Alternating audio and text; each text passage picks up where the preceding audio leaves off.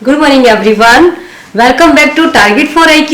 तो चलिए आज मैं आपका बहुत ज्यादा इंपॉर्टेंट एक प्रोविजन कराने जा रही हूँ जिसका नाम है आर्टिकल 13। ठीक है, ये आपका पीटी और मेंस के लिए मोस्ट इंपोर्टेंट है। ठीक है, इसमें मैं आपको मेंस की तरह पूरा कंसेप्ट समझाऊंगी, बट लेकिन इसके पीटी के भी आपको कुछ पॉइंट्स एंड कुछ केस लॉज हैं जो आपके लिए मोस्ट इंपोर्टेंट है फॉर पीटी, तो आपको वो नोट डाउन भी करते रहना है। ठीक है, तो एक बहुत अच्छे कंसेप्ट के साथ हम आगे बढ़ेंगे। आर्टिकल 13, ठीक है, आर्टिकल 13 ऑफ द कॉन्स्टिट्यूशन के बारे में बात करेंगे।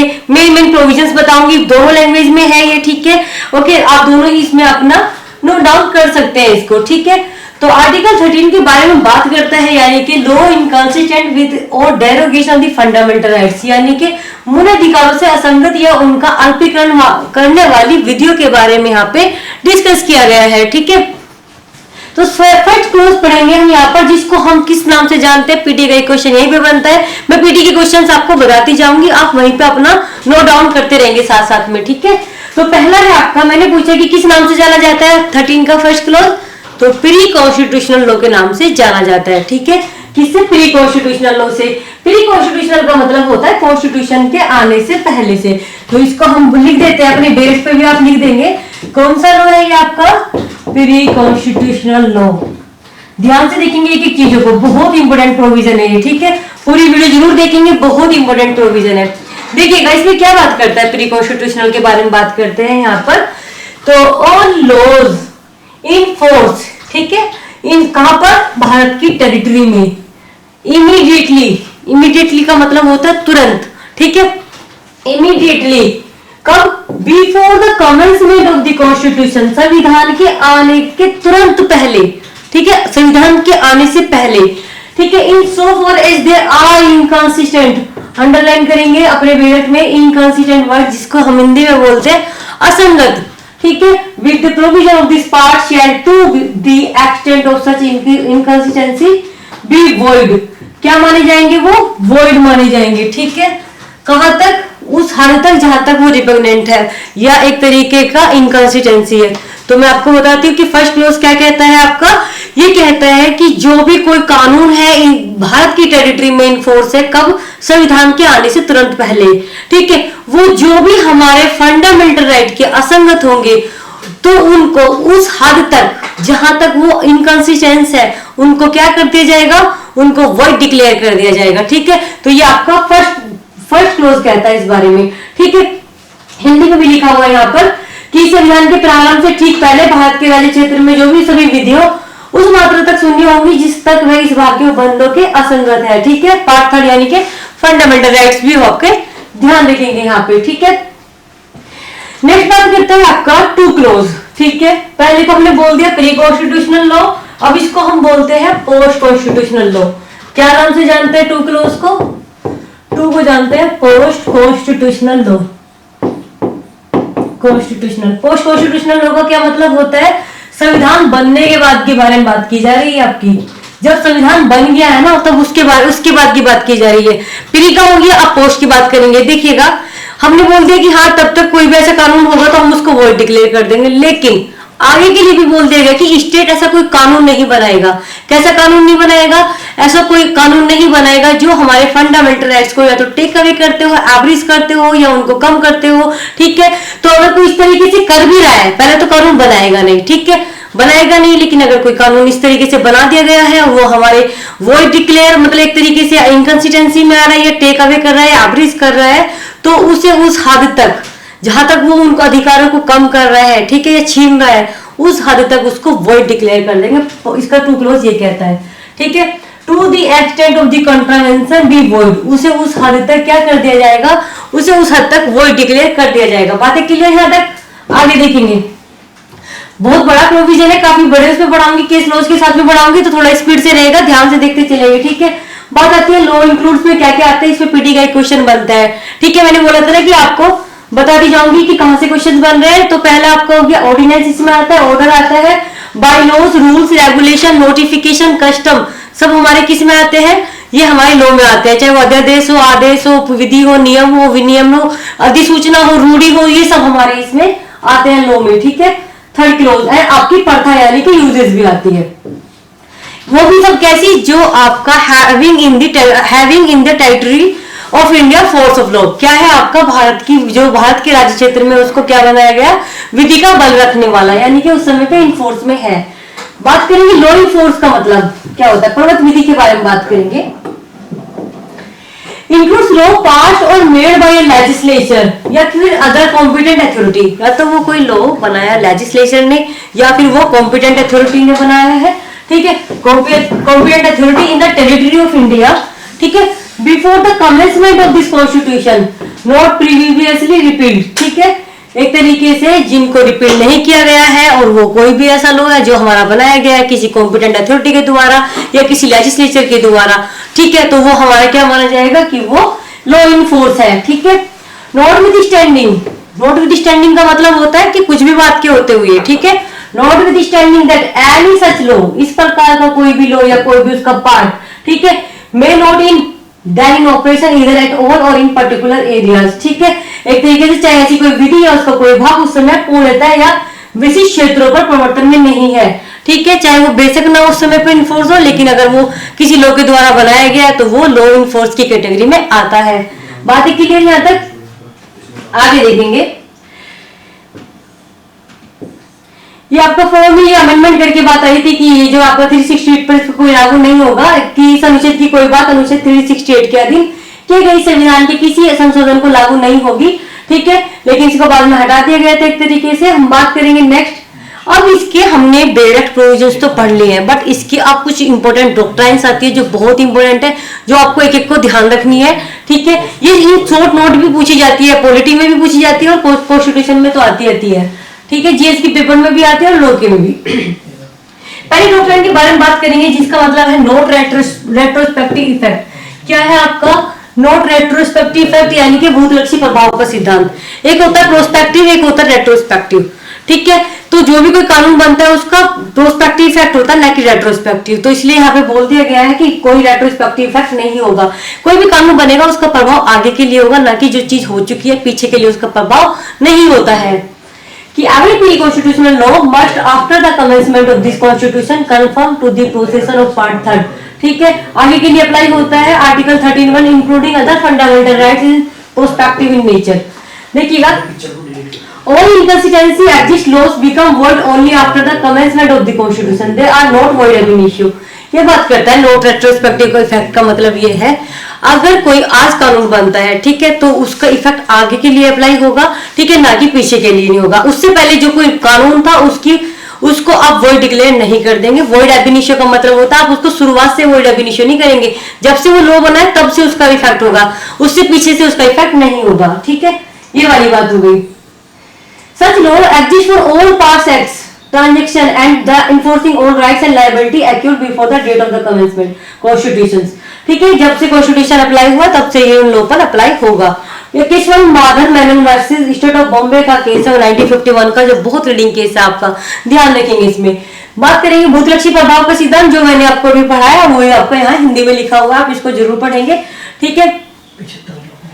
आप चाहे तो इसका स्क्रीनशॉट ले सकते हैं हिंदी का, ठीक है। आगे देखेंगे हम यहाँ पे नेक्स्ट डॉक्ट्राइन ऑफ सेवरेबिलिटी या सेपरेबिलिटी भी हम उसको बोलते हैं, ठीक है। सेपरेट का मतलब होता है किसी चीज को अलग करना, सेपरेट करना, ठीक है। तो यहाँ पे बात की गई है कि अगर सपोज करो कोई कानून बना है और वो हमारे फंडामेंटल राइट के इनकंसिस्टेंसी में है, तो क्या उनको सेपरेट किया जा सकता है, सेवरल किया जा सकता है, उसी के बारे में बात करेंगे यहाँ पे।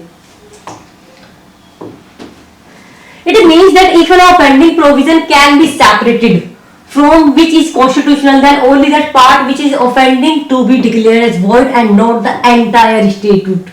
ये बात करता है कि अगर कोई किसी एक्ट का प्रोविजन हमारे फंडामेंटल राइट के इनकंसिस्टेंट है तो आप उसी प्रोविजन को सेपरेट करेंगे, ना कि पूरे एंटायर स्टैट्यूट्स को नहीं, पूरे एक्ट को नहीं करेंगे, ठीक है। बात समझ में आई, पूरे एक्ट को नहीं करेंगे।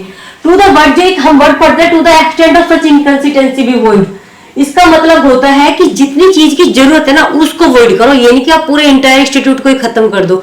अगर आपको कोई एक आर्टिकल में या एक सेक्शन में इनकंसिस्टेंसी लग रही है तो आप सिर्फ उसी को हटाएंगे वहां पे। In article 13 means that only the repugnant provision of the law in question shall be treated by courts as void and not the entire institute, ठीक है। ये बात वही बताई गई है कि आप पूरे इंस्टीट्यूट को नहीं करेंगे बल्कि सिर्फ किसको करेंगे, जो पार्ट आपका हमारे फंडामेंटल राइट के इनकंसिस्टेंसी में है। ये आर्टिकल आपका पर्थेट्रेंट का सिद्धांत आर्टिकल 13(1) में हम बात करते हैं यहाँ पे, ठीक है।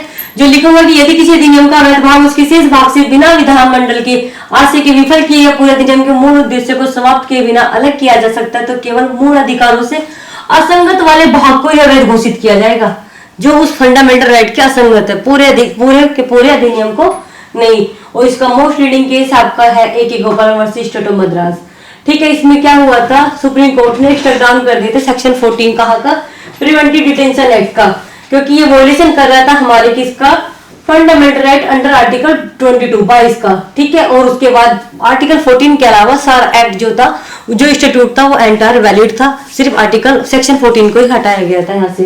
बातें क्लियर, आगे देखेंगे। एफएन बलसारा का लीडिंग केस है यहाँ पर। इसमें भी क्या किया गया था आपका, बंबई प्रांत के मद्य निषेध अधिनियम में 1949 में केवल कुछ उपबंधों को असंवैधानिक घोषित कर दिया गया था, ठीक है। और शेष अधिनियम भाग को वैलिड ही बनाए रखा था हमारा। यहाँ पर रमेश थापर वर्सेस मद्रास का केस है, आरएमडीसी का केस है, मिनर्वा मिल्स का केस है, ठीक है। मिनर्वा मिल्स, ठीक है। मिनर्वा मिल्स का केस हो गया, क्यूटर हॉलैंड का केस हो गया, मिट्टू वर्सेस स्टेट ऑफ पंजाब का हो गया, जो आपका 303 ऑफ आईपीसी का लीडिंग केस है, पूछा जाता है, ठीक है। यहाँ पर इसको अनकॉन्स्टिट्यूशनल डिक्लेयर किया गया था। तो हम बात करेंगे यहाँ पर, जो मैंने आपको पढ़ाया कि हम सिर्फ क्या करेंगे, जो हमारे फंडामेंटल राइट्स के एक तरीके से अवैध भाग को ही, मतलब सिर्फ अवैध भाग को ही हटाएंगे, ना कि पूरे भाग को हम उससे नहीं हटाएंगे। इसी के बाद आगे हम एक डॉक्ट्रिन पढ़ते हैं, एक्लिप्स, ठीक है। ये प्रोवाइड कर देता है हमारे वैलिडेशन ऑफ वॉइड लॉ को। देखिए इक्लिप्स का मतलब क्या होता है, इसको हिंदी में बोलते हैं आच्छादन का सिद्धांत, ठीक है। ये किस बेस पे, किस प्रिंसिपल पे बेस्ड है, तो हम देखेंगे।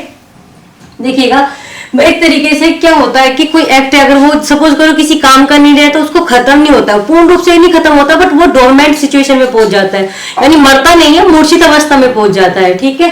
तो it is based on the principle that and law which violates हमारे fundamental rights is not nullity और वॉइड एब इनिशियो, उनको नल्टी नहीं है, वॉइड एब इनिशियो नहीं करते, बट बिकम्स ओनली अनइनफोर्सेबल, उसको इन्फोर्स नहीं रखने देते, अनइनफोर्सेबल बना देते हैं। कैसा अनइनफोर्सेबल, इट इज ओवरशैडोड, जैसे एक तरीके से क्या कर दिया जाता है, ओवरशैडोड कर दिया जाता है, ठीक है। यानी कि जब तक उसको कुछ काम नहीं है उसको ओवरशैडो कर दो, जब उसका काम आएगा उस शैडो हटा के उसको यूज में ले आएंगे, ठीक है। Eclipse by the fundamental right and remains dormant, dormant का मतलब है कि मूर्छित है, अभी इसकी डेथ नहीं हुई है, जब इसकी जरूरत पड़ेगी हम इसको एक तरीके से यूज में ला सकते हैं, फिर ये एक्टिवली हमारा काम कर सकता है, उसको पूर्ण रूप से हटाया नहीं जाता एक्ट में से, ठीक है। Remains dormant but it is not dead, dead नहीं होता, सिर्फ वो डोरमेंट होता है। बातें क्लियर, आगे देखें। मूलाधिकारों की पर्टिकुलर कोई विधि प्रारंभ शून्य नहीं होती है, ऐसी विधि केवल अपरिवर्तनीय हो जाती है, उसका अस्तित्व बना रहता है अगर मूलाधिकारों को ढक लेती है उस समय पर। संविधान संशोधन या निर्वाचन द्वारा बाधा हटा लिए जाने पर पुनः परिवर्तन में आ जाती है, ठीक है। यानी विधि जो होती है निष्क्रिय होती है, मृत्यु नहीं होती है। भीकाजी का केस, भीकाजी नारायण वर्सेस मध्य प्रदेश का केस है, बहुत इंपॉर्टेंट है, इसको देखेंगे आप, ठीक है। भीकाजी नारायण वाला एमपी का ये केस है। इसमें भी क्या होता है कि एमपी के कानून के अंतर्गत जो संविधान के पूर्व बनाया गया था, राज्य सरकार के मोटर यातायात के व्यापार पर अपना एक अधिकार यानी मोनोपोली स्थापित कर सकती थी और सभी निजी व्यक्तियों को उस व्यापार से बहिष्कार कर सकती थी। तो यह विधि संविधान लागू होने पर हमारे, क्योंकि सभी के पास क्या है, 91G में ट्रेड करने का अधिकार है, किसी एक की मोनोपोली नहीं चलेगी कि इसका अधिकार है तो यही करेगा। तो इस वजह से मोनोपोली की बात आई थी, तो ये हमारे कौन सा आर्टिकल को हिट कर रहा था, आर्टिकल 91G, जो हमारा ट्रेड, ऑक्यूपेशन और बिजनेस के बारे में बात करता है, ठीक है। तो उल्लंघन करता था, तो इसीलिए इसको यहाँ पर मना कर दिया गया, एक तरीके से इसको हटा दिया गया। उसके बाद मारुति श्रीपति डूबल है, ये आपके ये 3-4 केस है आपके जो बहुत इंपॉर्टेंट है। कैसे बात करेंगे हम, state of Maharashtra versus Maruti Shripati डूबल। इसमें क्या केस आया था कि इसमें बोला गया कि जब हमारे पास जीने का अधिकार है तो हमारे पास मरने का भी अधिकार होगा, ठीक है। तो इसमें बोला कि right to life include right to die. तो जब राइट टू डाई हो गया, हमारे पास मरने का अधिकार हो गया, तो फिर हम सुसाइड भी कर सकते हैं। तो फिर 309 क्यों बना रखा है, 309 का तो कोई काम नहीं है, तो 309 अब वहां पर एक तरीके से क्या हो गया था, एक तरीके से स्टेप डाउन नहीं बल्कि एक डोरमेंट सिचुएशन में पहुंच गया था यहाँ पर उस समय पर 309। फिर पी रतिराम का केस आया, P Ratiram versus union of India का 1981 में, तो वहां पे भी क्या होता है, वहां पे भी यही बात आ जाती है कि यस राइट टू लाइफ में include right to die. But उसके बाद एक केस आता है Gian Kaur versus state of Punjab, most important case है, लीडिंग केस है, आपको ध्यान रखना है। इसमें बोला जाता है कि भाई ऐसा है कि आपके जीने के अधिकार में मरने का अधिकार शामिल नहीं है, और जो 309 उस समय डोरमेंट सिचुएशन में पहुंच गया था, अब क्या हो गया कि अगर कोई सुसाइड करेगा तो उसके लिए क्या होगा, पनिशमेंट होगी 309 फिर से एक्टिवली पार्टिसिपेट, मतलब एक्टिव हो चुका था। ठीक है, 309 तो ज्ञान कौर का केस आया था स्टेट ऑफ पंजाब का। तो इस तरीके से हमने देखा यहाँ पर तीनों चारों केस इसके रिलेट करते हैं। इनके केस आप बहुत पूछे जाता है, पीटी में 1-2 केस जरूर आते हैं, ध्यान रखेंगे। ठीक है, right to life does not include right to die बता चुकी हूँ, वैलिड हो गया था। अब ये क्वेश्चन बनता है कि जो डॉक्ट्रिन ऑफ इक्लिप्स है वो हमारे पोस्ट कॉन्स्टिट्यूशनल लॉ पर अप्लाई होती है या नहीं। तो इसके 2-3 केस आप देखेंगे, दीपचंद का केस है, स्टेट ऑफ यूपी का केस है। इन्होंने बोला कि एक तरीके से जो डॉक्ट्राइन है ना इक्लिप्स की, वो हमारी सिर्फ प्री कॉन्स्टिट्यूशनल लॉ पर अप्लाई होती है, ना कि पोस्ट पे। कि जो इक्लिप्स होगी वो सिर्फ प्री पर होगी, पोस्ट कॉन्स्टिट्यूशनल पे लॉ पे नहीं होगी। यानी कि एक तरीके से जो पहले कानून बने थे संविधान के आने से पहले उन पर ही अप्लाई होगी, अब जो कानून बनेंगे उन पर अप्लाई नहीं होगी। ये दीपचंद के केस में पूछा गया, बताया गया था। ये क्वेश्चन पूछा जाता है आपका, ठीक है, कि आचंदन का सिद्धांत संविधानात्मक विधि पर लागू नहीं होता, दीपचंद के केस में बोला गया। लेकिन इसके बाद एक केस आएगा आपका अंबिका मिल्स का। ठीक है, state of Gujarat versus Ambika mills, ठीक है, लिमिटेड का केस है। इसमें बोला कि doctrine of eclipse apply to both, चाहे वो प्री हो चाहे आपका पोस्ट हो। ये मेंस के लिए भी पूरा एक फ्रेमिंग क्वेश्चन है, आंसर है, आप ध्यान से देखेंगे इसको कि ये आपका दोनों पर अप्लाई होता है। ठीक है, चाहे वो प्री हो चाहे पोस्ट हो। फिर धुलाई रोड का केस आया है यहाँ पर, इसमें भी एक बात ही बोली गई थी, डिस्ट्रिक्ट जज कानपुर का केस था ये, कि ये आपका प्री एंड पोस्ट पर दोनों पर ही अप्लाई होती है, कि this doctrine apply to post constitutional also. ठीक है, पोस्ट कॉन्स्टिट्यूशनल लॉ पर भी आपका अप्लाई होती है। तो अब उसके बाद एक सिद्धांत आता है वेवर का। ठीक है, बहुत जल्दी से हम इस कंसेप्ट को क्लियर कर रहे हैं। ठीक है, एक एक को ध्यान से देखते चलेंगे और शॉर्ट नोट भी तैयार करेंगे। एक सिद्धांत आता है वेवर का। ठीक है, वेवर का मतलब होता है कि क्या आपके पास ऐसा अधिकार है कि आप अपने फंडामेंटल राइट को वेव कर देंगे। तो इसी के बारे में हम पढ़ेंगे यहाँ पर। तो मैं आपको बताऊं कि ऐसा हमारे पास अधिकार नहीं है कि हम अपने फंडामेंटल राइट्स को वेव कर दें। ठीक है, तो बात आती है यहाँ पे कि the court repudiated the doctrine of waiver saying that the fundamental rights were not put in the constitution mainly for the induced dual benefit. These are a matter of a public policy and therefore the doctrine of waiver could have been not applicable in case of fundamental right. अब अपने मूल अधिकारों का अभित्याग नहीं कर सकते, बिल्कुल मना किया गया है। ऐसे तो कोई भी अपना अभित्याग करके बोल देगा कि इन्होंने तो अपने फंडामेंटल राइट्स को वेव कर दिया था। ठीक है, बेला वर्सेस स्टेट ऑफ महाराष्ट्र का केस है 1955 का, देखेंगे इसको। इसमें बोल दिया गया था कि कोई पर्सन अपने फंडामेंटल राइट्स को वेव नहीं कर सकता है, क्योंकि एक तरीके से जो फंडामेंटल राइट्स है वो किसी एक व्यक्ति के बेनिफिट के लिए नहीं दिया गया है, बल्कि सोसाइटी के वेलफेयर के लिए दिया गया। पूर्ण रूप से सोसाइटी का वेलफेयर होना चाहिए उसको लेकर के। बसेसर-नाथ का केस है, इसीलिए कोई भी अपने अधिकारों का अभित्याग नहीं कर सकता है। बसेसर-नाथ वर्सेस सीआईटी का केस है। इसमें यह आपका fundamental rights have been important in the constitution not merely for the benefit of a particular individual, कि सिर्फ एक के लिए नहीं होता बल्कि ये आपका सभी के लिए अप्लाई होता है। तो इस तरीके से ऐसा नहीं है कि आप अपने फंडामेंटल राइट्स को क्या कर दे, वेव करेंगे। अगर इस तरीके से वेव किया तो आपके पास ये अधिकार नहीं देता है। ठीक है, तो आज का लेक्चर हमारा आर्टिकल 13 का कंप्लीट होता है। ठीक है, इसको आप अच्छे से देखेंगे, 1 या 2 बार जरूर लेक्चर को पूरा देखेंगे। ठीक है, थैंक यू सो मच।